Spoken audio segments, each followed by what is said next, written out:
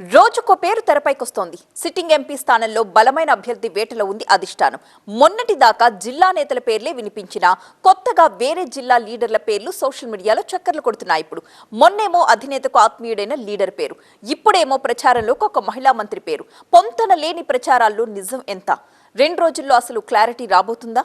ఎవరిని దించాలో నిర్ణయం జరిగిపోయిందా? ఆ పేర్లు కేవలం ప్రచారమేనా? ఇవాళ రేపు క్లారిటీ వచ్చేస్తుందా? ఒంగోలు ఎంపీ అభ్యర్థిపై సస్పెన్స్. ఒంగోలు వైసీపీ ఎంపీగా మంత్రి రోజాకు టికెట్ ఇస్తే ఎలా ఉంటుంది?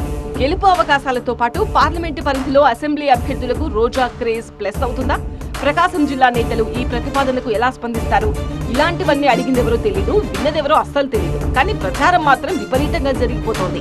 ఎంపీ అభ్యర్థిపై జిల్లా నేతలకు అధిష్టానం నుంచి ఫోన్లు వస్తున్నాయని తెగ చెవులు కొరికేసుకుంటున్నారు. అయితే ఎన్ని ప్రచారాలు జరుగుతున్నా సిట్టింగ్ ఎంపీ మాగుంటకే మళ్లీ టికెట్ ఇవ్వాలని ఇప్పటికీ పట్టుబడుతున్నారట ఒంగోలు ఎమ్మెల్యే బాలినేని. బాలినేని పట్టువిడుపులు ఎలా ఉన్నా మాగుంటకు మరో ఛాన్స్ లేనట్టే అని అధినేత తేల్చి చెప్పేశారట. 2 రోజుల్లో ఒంగోలు ఎంపీ స్థానానికి కొత్త అభ్యర్థిని ప్రకటిస్తాం, బీ రెడీ అంటూ పార్టీ పెద్దల నుంచి సంకేతాలు అందుతున్నాయంటున్నారు. దీంతో ఒంగోలు వైసీపీ ఎంపీ అభ్యర్థిగా మంత్రి రోజా వస్తున్నారంటూ కొత్త ప్రచారం మొదలైపోయింది. అయితే ఈ ప్రచారాన్ని మంత్రి రోజా కొట్టిపారేస్తున్నారట. తాను చిత్తూరు జిల్లాలోని సిట్టింగ్ సీటు నగరి నుంచే మళ్లీ పోటీ చేస్తున్నట్టు చెప్తున్నారట రోజా.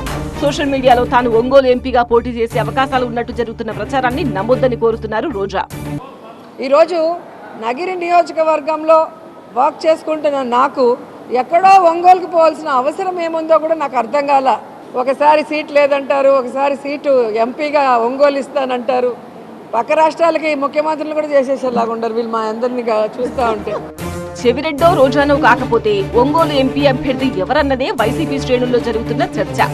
వైసీపీలో ఛాన్స్ లేకపోవడంతో టీడీపీ నుంచి పోటీకి దాదాపుగా సిద్ధమైపోయారు మాగుంట.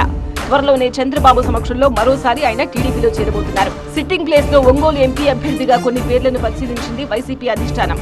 మొదట పోటీ చేయాలని భావించిన బాలినేని వ్యతిరేకించడంతో మాజీ ఎంపీ వైవి సుబ్బారెడ్డి రేస్ నుంచి తప్పుకున్నారు. దీంతో Darsi MLA Madisetty Venugopal, AP Reddy corporation chairman Chintala Cheruvu Satyanarayana Reddy, Chandragiri MLA Chevireddy Bhaskar Reddy పేర్లను అధిష్టానం పరిశీలించింది.